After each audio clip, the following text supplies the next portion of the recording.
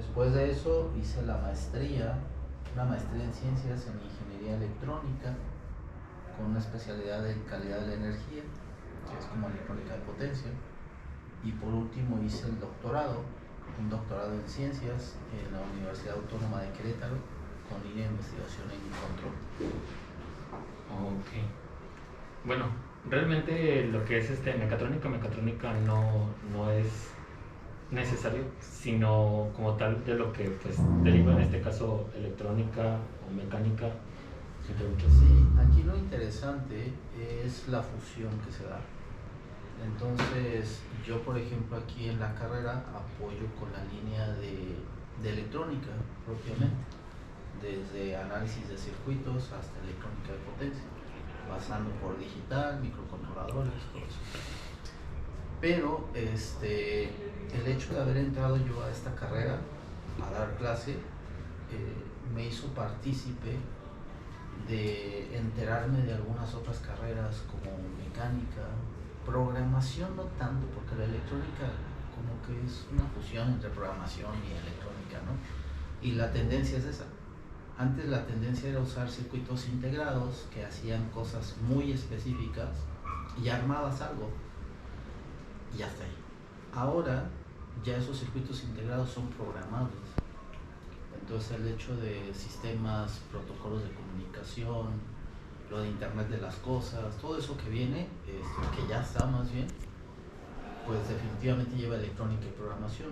Y aquí lo interesante fue cuando se fusionó, para mí, desde mi trayectoria, cuando se fusionó la mecánica. Porque la mecánica es importante. Vean una máquina, cualquier máquina en una empresa, se tiene que mover, tiene que hacer algo. Entonces ahí está la mecánica, ¿vale? ¿Qué tanto soporta el mecanismo? ¿Qué movimiento tiene que realizar? ¿En qué momento? Todo eso es parte de la mecánica. Y las órdenes las da la parte electrónica. Y la programación pues tiene que ver con todo eso. Entonces ahí se fusiona completamente las tres áreas más importantes. Por ahí en literatura también cuentan de una cuarta área que es control, que es muy importante. El control es lo que permite que se mantenga una señal o lo que quieran bajo ciertos parámetros. Bueno, más o menos nuestro profe de programación nos explicó que era como, por ejemplo, un boiler, que era lo que hacía que mantenía, por ejemplo, el cierto estándar de lo que es el calor, ya cuando se cierra dicho... Sí, hay dos tipos de control, bueno, hay muchos tipos de control, pero los así de muy general son los que te permiten, por ejemplo, hacer un control on-off, que sería como una bomba de agua de nuestra casa. Está el tinaco y pues cuando baja, pues hay un sensor que se activa y le dice a la bomba que tiene que prender para que se llene. Y una vez que llega al límite superior, pues el sensor le manda una señal para que se apague. Pero ahí nada más hace un control on-off, ¿vale? O prende o apaga.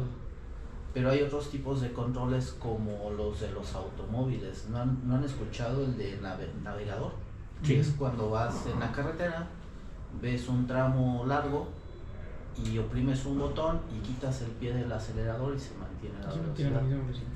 Entonces imagínense que va de subida, entonces el carro acelera para mantener esa velocidad. Imagínense que hay aire, el carro pues acelera para vencer el aire y de repente se quitó, entonces acelera, pero eso lo hace de manera automática. Entonces ese es un tipo de control como continuo en donde va modificando la variable para que se mantenga un límite pues, o una señal fija. En el caso del carro, nuestra señal sería la velocidad a la cual íbamos cuando apretamos el botón. No sé, 100 km por hora, oprimes el botón y pues trata el carro de mantener 100 km por hora. El control lo que hace ahí es determinar qué tan rápido quieres los cambios y cómo los quieres. Entonces ese es en un carro y a lo mejor la velocidad pues la hace en, no sé, 20 segundos, ¿no? Empezó a hacer aire y en 20 segundos llega otra vez a los 100 km por hora. Pero imagínate una aplicación médica donde un doctor esté operando con algún instrumento, pues ahí los cambios no puedo esperar 20 segundos para lograr la señal, ¿no? ahí los cambios deben de ser mucho más rápidos. Entonces depende mucho de la aplicación, pero el concepto pues es el mismo, mantener algo constante. Entonces a mí en lo particular la carrera me ha ayudado muchísimo, aunque soy electrónico, pero para empezar a fusionar otras áreas y entender cómo es que puede impactar lo que yo sé en las demás áreas y hacer un sistema completo. ¿Y qué lo llevó como tal a hacer de la carrera de electrónica?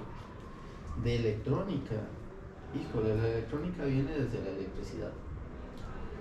Mi padre trabajó en Comisión Federal de Electricidad, entonces pues ya desde niño sabía cosas de electricidad, ¿no? Mínimo por el nombre, ¿no? De Comisión Federal de Electricidad. Pero pues yo veía que llegaba ya con sus pinzas o desarmado. Mi papá era lecturista, de los que toman la lectura de los medidores. Y pues él no estudió, el máximo grado que obtuvo fue el segundo de primaria y pues ahí se quedó. Pero tuvo la oportunidad de entrar ahí y el hecho de que tuviera ahí una estabilidad económica poquito, logró darnos carrera universitaria a todos mis hermanos. Que la hayan aprovechado, no, pues ya es otro show, ¿no? Pero mínimo la oportunidad nos dio a los tres. Y pues yo en la secundaria entré al taller de electricidad, me gustaba eso de la electricidad. En la preparatoria, curiosamente, entré a un CONALEP. Entonces ahí aprendí electrónica, aprendí neumática, aprendí hidráulica, aprendí cosas de tornos, aprendí cosas de automatización. Mi línea era instrumentación y control, que tiene que ver con sensores. Y entonces pues ahí me empezó a gustar todo eso. Y ya cuando entré aquí, pues ya la elección era muy sencilla, ¿no? Ingeniería electrónica. En aquellos entonces pues no había mecatrónica. Si no, pues hubiera sido interesante saber si hubiera elegido electrónica o mecatrónica. Sí, de hecho yo estaba interesado en Sí.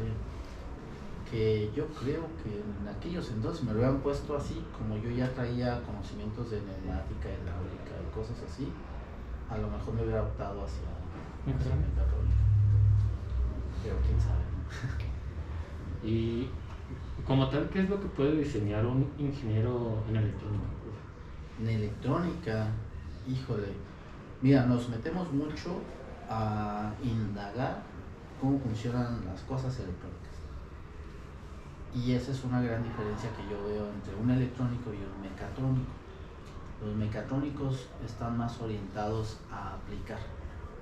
Pues, por ejemplo, si yo veo un circuito integrado, tal vez en electrónica me hagan que lo analice por dentro, cómo está funcionando, y que yo trate de entender la lógica de cómo funciona. Y un mecatrónico es como si te enseño ese concepto, pero muy general, y después te pido que lo apliques y que armes algo. Entonces esa es la gran diferencia que yo veo. En electrónica pues me enseñaron a tratar de analizar los circuitos, pero desde la base, o sea, diseñar. Y en una de esas meterte hasta con el material, porque eso es diferente ir a comprar un circuito que crearlo.